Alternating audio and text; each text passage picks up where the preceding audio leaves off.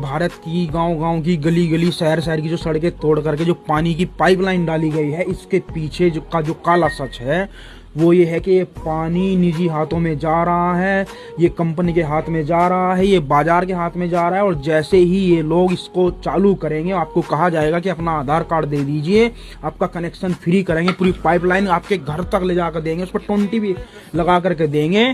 उसके बाद ये पानी जब निजी हाथों में चला जाएगा तो आपसे अनाप शनाप, जैसे स्मार्ट मीटर लगने के बाद बिजली का बिल अनाप शनाप भेज रहे हैं, फिर पानी के भी मीटर लगेंगे और आपका नलका और आपका समरसीबल बैन होने वाला है। अगर आपको नलका और समरसीबल चलाना है तो आपको कम से कम 20 से 30 हज़ार रुपये एक साल में जमा करने पड़ेंगे।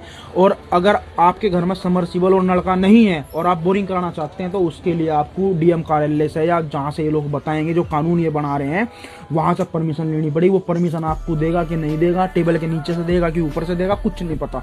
तो ये पानी निजी हाथों में जा रहा है।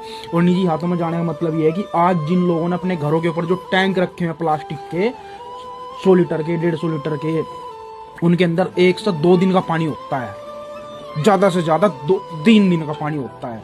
ये कानून बना रहे हैं कि आप पानी एक गिलास भी, एक बूंद भी अपने घर में स्टोर नहीं कर सकते हैं। बताइए, इतना खतरनाक कानून। तो पानी के ऊपर से आपकी आज़ादी खत्म। और जब आप धीरे धीरे नलका और समरसीबल चलाना बंद कर दोगे, ये कहेंगे कि नलका समरसीबल चलाना है तो 20 हज़ार रुपया दीजिए, अगर टंकी का पानी लेना है तो ये फ्री आप। तो इस तरीके से ये लोग क्या करेंगे कि आपको जो सस्ता लगेगा आप वो ले लोगे, और जैसे आप इनके जाल में फंस जाओगे तो आने वाले समय में ये फिर पानी का ऊल जुलूल दाम आपसे वसूली करेंगे, आपकी जेब पर डाका डलेगा। मैं एक देश का आपको बता रहा हूँ, उस देश का नाम था बोलीविया।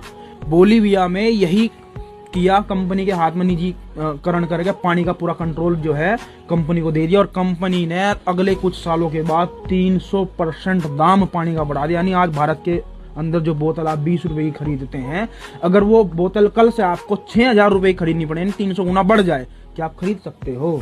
आप पी सकते हो?